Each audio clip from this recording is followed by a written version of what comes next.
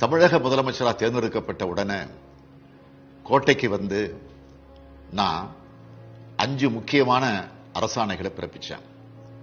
கொரோனாவை கட்டுப்படுத்துறதுக்காக அரிசி குடும்ப அட்டை வச்சிருக்க குடும்பத்துக்கு தலா 4000 ரூபாய் தரப்படும். அதுல முதல் கட்டமா 2000 ரூபாய் இந்த மே மாதத்திலே வழங்கப்படும் என்பதற்கான எனது முதல் கையெழுத்து. ஆவின் பால் விலைய லிட்டர் ஒன்றுக்கு 3 ரூபாய் வீதம் குறைச்சு விற்பனை செய்யறதுக்கான அரசாணையில 2வது கையெழுத்து. அரசு கட்டுப்பாட்டில் இயங்குகிற நகர பேருந்துகள்ல பெண்கள் கட்டணம் இல்லாம பயணம் செய்யறதுக்கான உத்தரவுல 3வது கையெழுத்து.